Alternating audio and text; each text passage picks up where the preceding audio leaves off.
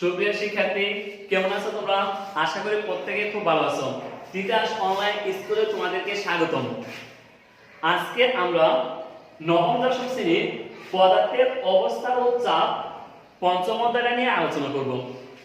প্রথমে আমরা একটু দেখে নিই এদের কোন কোন বিষয়গুলো নিয়ে আমরা প্রথমত আলোচনা করতে পারি। এদের মোস্টলি যে ইম্পর্টেন্ট বিষয়গুলো আছে সেগুলো হচ্ছে পদার্থ, চাপ, ঘনত্ব, প্রবণতা, আর্কিমিডিসের সূত্র, বস্তুর বাসা ও ডোবা, প্যাসকেলের সূত্র, বাতাসের চাপ, টেলিসিনের সূত্র, হুকের সূত্র। আচ্ছা, প্রথমে আমরা যে জিনিসটা নিয়ে আলোচনা করি সেটা হচ্ছে পদার্থ। সেটা কি? পদার্থ। আচ্ছা, পদার্থ কয় ধরনের? তিন ধরনের। একটা হচ্ছে কি তোমার কঠিন পদার্থ, একটা আছে তরল পদার্থ, একটা আছে বায়বীয় পদার্থ বা গ্যাসীয় পদার্থ। যদি এটাই হয়, আমরা জানি পদার্থের চতুর্থ আরেকটা অবস্থা আছে, সেটা হচ্ছে প্লাজমা। পদার্থের চতুর্থ অবস্থাটা কি? প্লাজমা। তাহলে তোমার পদার্থ কাকে বলে? পদার্থ কাকে বলে? যার ওজন আছে, আয়তন আছে, স্থান দখল করে, বল প্রয়োগে বাধা সৃষ্টি করে, সেটা হচ্ছে পদার্থ। সেই দিক থেকে তুমি নিজেও কিন্তু একটা পদার্থ। কেন? কারণ তোমার ওজন আছে, তুমি আয়তন দখল করো, বল প্রয়োগে বাধা সৃষ্টি করো, এই প্রত্যেকটা বৈশিষ্ট্যই পদার্থের আছে। আচ্ছা, যদি আমরা পদার্থ জিনিসটা বুঝি তাহলে আমরা বলতে পারি পদার্থ কয় ধরনের? পদার্থ সাধারণত চার ধরনের। একটা হচ্ছে কঠিন পদার্থ, একটা হচ্ছে তরল পদার্থ, একটা হচ্ছে বায়বীয় বা গ্যাসীয় পদার্থ, একটা হচ্ছে প্লাজমা। তাহলে কঠিন পদার্থ কাকে বলে? কঠিন পদার্থ কাকে বলে? যার নির্দিষ্ট ওজন আছে, নির্দিষ্ট আয়তন আছে, নির্দিষ্ট পরিমাণ স্থান দখল করে এবং বল প্রয়োগে বাধা সৃষ্টি করে, সেটা হচ্ছে কঠিন পদার্থ। তাহলে আমরা বলতে পারি চেয়ার, টেবিল, বই বা তুমি নিজে বা আমি, আমরা প্রত্যেকেই কঠিন পদার্থ। আচ্ছা, তরল পদার্থ কাকে বলে? তরল পদার্থ কাকে বলে? যার নির্দিষ্ট ওজন আছে কিন্তু নির্দিষ্ট কোনো আকার নেই। যে পাত্রে রাখা হবে সেই পাত্রের আকার ধারণ করবে, সেটা হচ্ছে তরল পদার্থ। তরল পদার্থ কি? নির্দিষ্ট কোনো আকার নেই কিন্তু নির্দিষ্ট ওজন আছে। নির্দিষ্ট ওজন থাকবে, নির্দিষ্ট কোনো আকার থাকবে না। যে পাত্রের মাঝে নেব সেই পাত্রের আকার ধারণ করবে। আচ্ছা, বায়বীয় পদার্থ কাকে বলে? বায়বীয় পদার্থ কাকে বলে? যার নির্দিষ্ট কোনো আকার বা আয়তন নেই। ঠিক আছে? যে কোনো অবস্থায় যে কোনো রূপ ধারণ করতে পারে। যেমন তুমি একটা বডি স্প্রে দিলা, যদি বডি স্প্রে তুমি স্কুলে দাও বা বাসা থেকে যদি তুমি বডি স্প্রে দিয়ে আসো, যখন তুমি বিদ্যালয়ে আসবা এই বডি স্প্রে গ্রামটা কিন্তু তোমার বিদ্যালয়ে আসবে। বুঝতে পারছি? আচ্ছা, এখন আমরা দেখব চাপ কাকে বলে।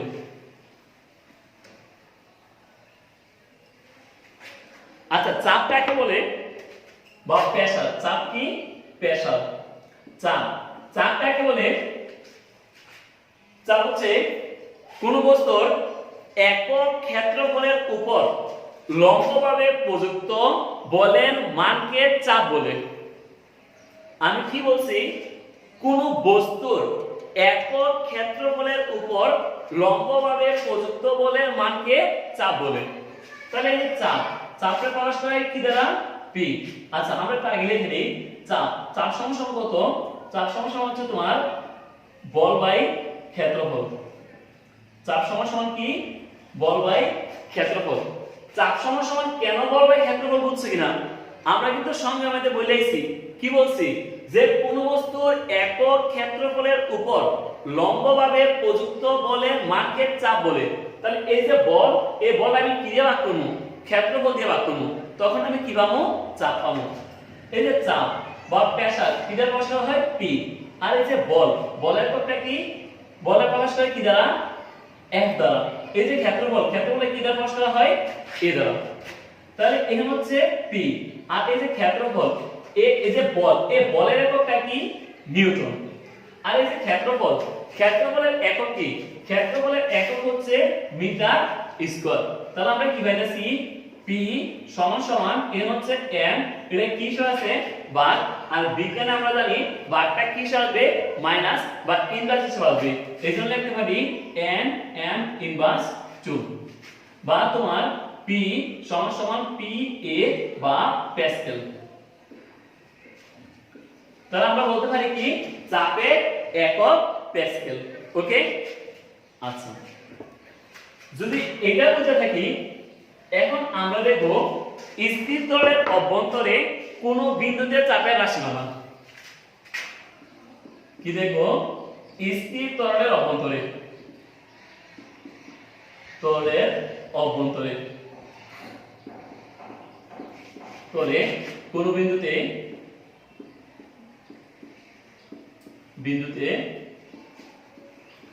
চাপের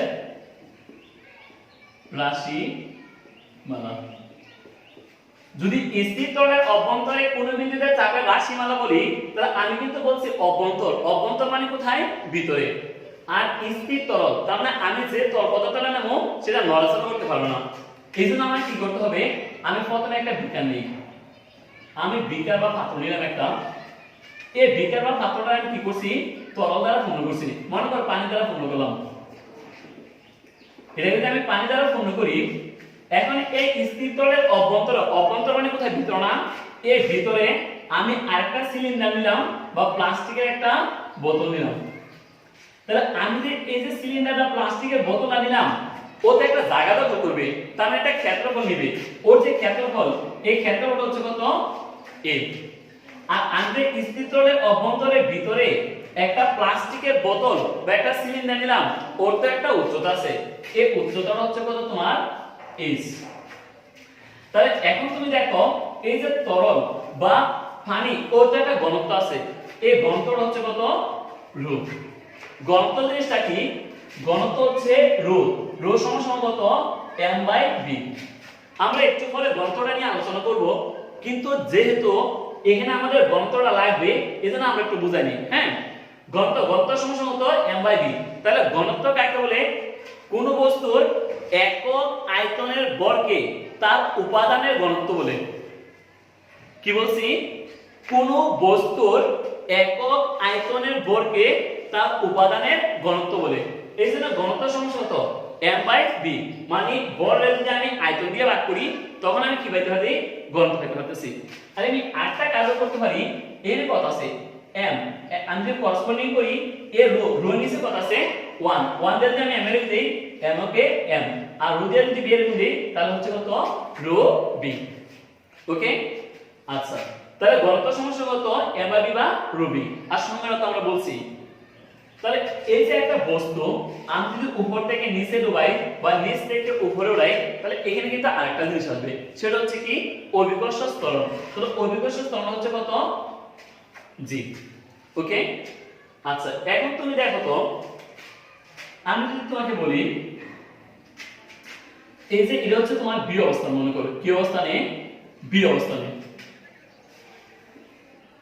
স্থির তরলের অভ্যন্তরে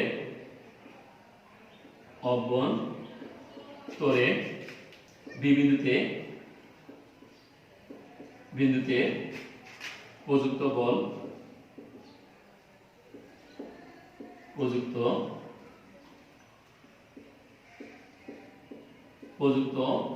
বল কত? F সমান সমান কত? তরলের ওজন।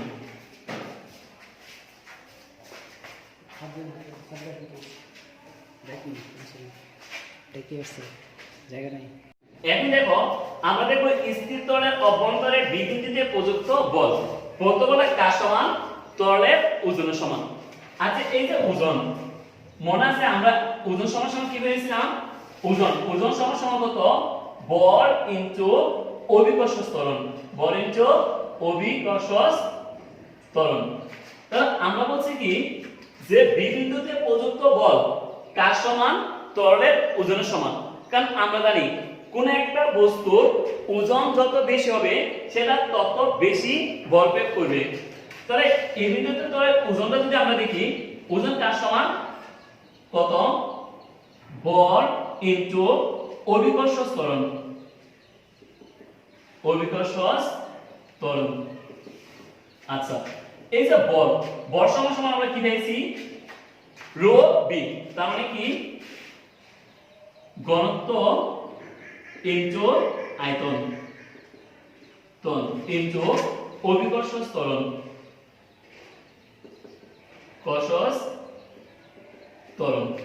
আচ্ছা, ঘনত্ব রেখে দিলাম, ঘনত্ব ইনটু এন কি আছে আয়তন না, তো আয়তন সমান সমান আর কি আয়তনের যে কয়টা জিনিস লাগবে তিনটা, একটা হচ্ছে দৈর্ঘ্য, একটা প্রস্থ, একটা হচ্ছে উচ্চতা।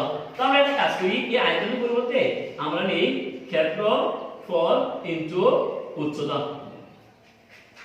ইনটু অভিকর্ষজ ত্বরণ তাহলে এই যে ঘনত্বটা হচ্ছে কত রো, এই যে ক্ষেত্রফল হচ্ছে কত তোমার a, এই যে উচ্চতা তোমার কত h, আর অভিকর্ষজ ত্বরণ কত g, তাহলে কত a s রো g। তাহলে আমরা প্রযুক্ত বলটা কত পাইতেছি a s রো g। তাহলে একটু খেয়াল করি তো আমরা, তাহলে আমরা কি বলছিলাম চাপটা কত p সমান সমান তো বল বাই ক্ষেত্রফল, তার মানে কত f বাই a।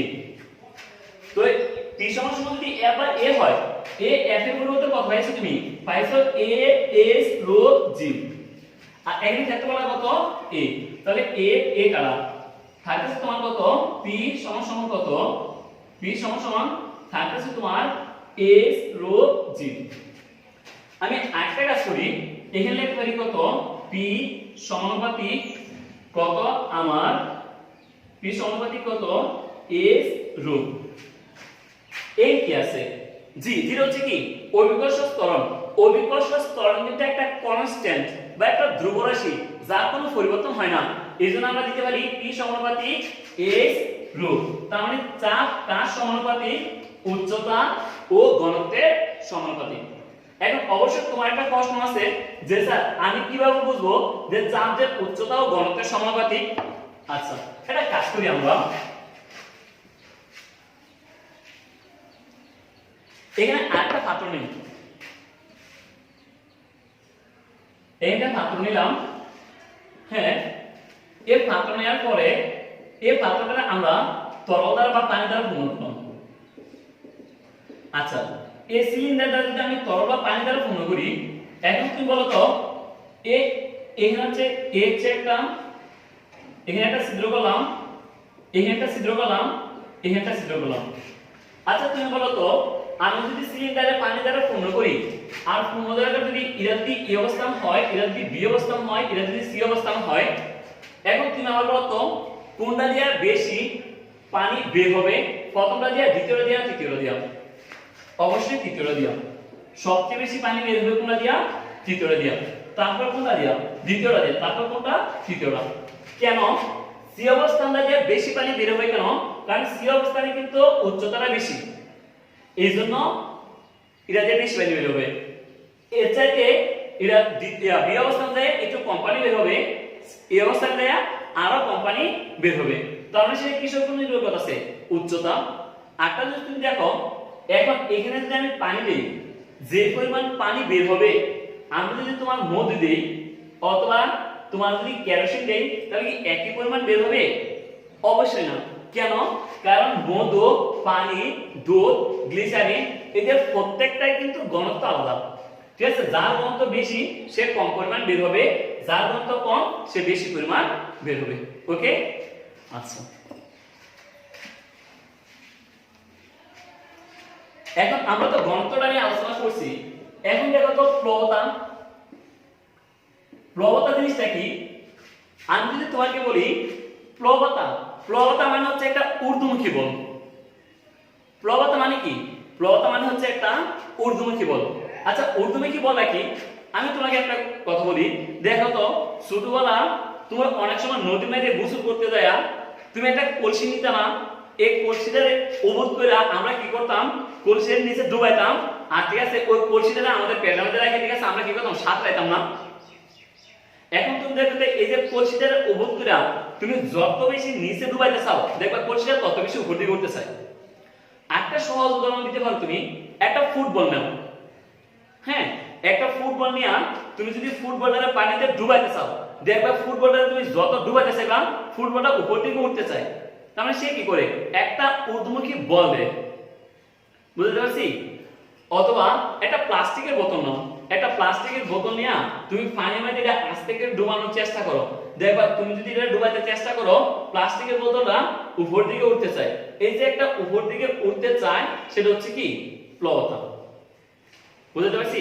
প্লবতা অনেক সুবিধা আছে, যেমন তুমি দেখো তো আমি যদি তোমার বলি বিশাল বড় একটা গাছের গুড়ি তুমি এখান থেকে টাইম না তোমার স্কুল থেকে তোমার বাড়িতে নিয়ে যাও, এখন কিন্তু তুমি এটা নিতে পারবে না, কিন্তু তুমি যদি গাছের গুড়ির পানির মধ্যে ফেলা দাও তখন কিন্তু তুমি খুব সহজে বা ইজিলি গাছটারে এক জায়গা থেকে অন্য জায়গায় নিতে পারতাছো। কেন? কারণ তুমি যখন পানির মধ্যে ফেলবা এটা কিন্তু একটা উপর দিকে একটা ঊর্ধ্বমুখী বল দিবে, এই ঊর্ধ্বমুখী বল দেওয়ার কারণে এই কাজটা তুমি করতে পারো। ওকে, আচ্ছা আমরা এখন প্রবলতা দেখব।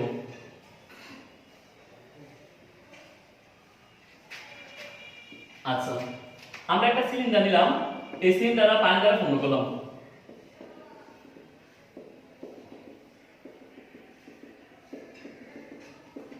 এটা যে পানি দ্বারা পূর্ণ করি, এখন এখানে আরেকটা সিলিন্ডার নিলাম বা একটা প্লাস্টিকের বোতল নিলাম। আচ্ছা এখন তুমি দেখো এতে কিন্তু পানি পূর্ণ আছে, হ্যাঁ আমি কিন্তু সিলিন্ডারের ভিতরে নিয়েছি। আচ্ছা আমি যে সিলিন্ডারটা নিলাম ও যে জায়গাটা দখল করছে সেটা হচ্ছে এইচ, আর এই যে উপরের তলের যে উচ্চতাটা সে উচ্চতাটা হচ্ছে তোমার S1, আর সম্পূর্ণ যে উচ্চতাটা এই একবারে পাত্রের উপরের তল থেকে পাত্রের তলা পর্যন্ত এইখানে যে উচ্চতাটা হচ্ছে H2। ওকে, আমি তোমাকে বলছি এই যে H1টা হচ্ছে আমার সিলিন্ডারের উপরের তল থেকে পানির উপরের পৃষ্ঠ পর্যন্ত উচ্চতা, আর যে H টা হচ্ছে আমি যে ভিতরে সিলিন্ডারটা নিছি এই সিলিন্ডারটা কর্তৃক দখলকৃত উচ্চতা, আর যে H2 এটা হচ্ছে একবারে পানির উপর তল থেকে পাত্রের তল পর্যন্ত H2। ওকে, এখন তুমি দেখো তো তাহলে তুমি কি পাইতেছো, তুমি পাইতেছো H2 সমান সমান কত, H2 সমান সমান H1 প্লাস H। তাহলে আমি যদি সম্পূর্ণটা নিই তাহলে সম্পূর্ণটা কিন্তু আমার এই যে পাত্রের যে জায়গা দখল করছে সেটা হচ্ছে কত H, আর পাত্রের উপর পৃষ্ঠের জায়গা কত H1। এখন এখান থেকে যদি আমি H টা বের করতে চাই তাহলে আমরা লিখতে পারি কত H2 H1 সমান সমান H। ওকে, আচ্ছা এবার তুমি দেখো আমরা যে কাজটা করব, এখন আমরা যদি দেখি এই যে সিলিন্ডার কর্তৃক নিম্নমুখী বল সেটা হচ্ছে তোমার কত F1, আর সিলিন্ডার কর্তৃক ঊর্ধ্বমুখী বল সেটা হচ্ছে কত তোমার F2। এখন আমরা যদি দেখি সিলিন্ডার কর্তৃক নিম্নমুখী বল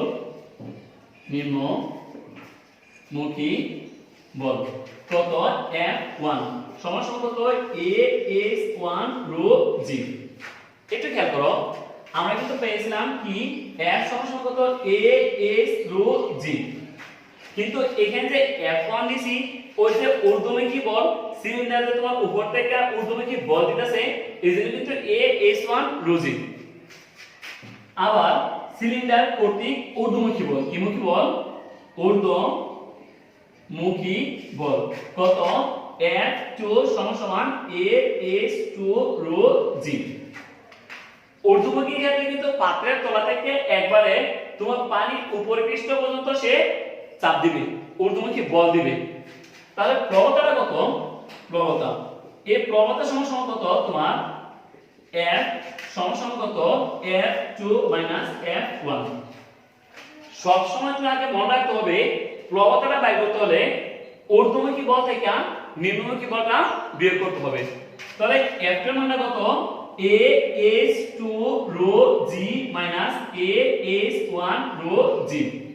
তাহলে এখানে কি কমন যায় A রো G কত A রো G কমন যায়, থাকতেছে কত S2 S1। তাহলে কত A rho G into S2 S1 যে কথা S একই কথা, এটা আমরা আগে দেখাইছি। তাহলে তোমার কত পাইতেছো A S রো G এ এ যে কথা এটা কিন্তু ক্ষেত্রফল, এসটা হচ্ছে উচ্চতা, তাহলে এটা হচ্ছে কত বি। কারণ ক্ষেত্রফল সমান সমান কত তোমার আয়তন সমান সমান কত ক্ষেত্রফল ইনটু উচ্চতা বি রো জি।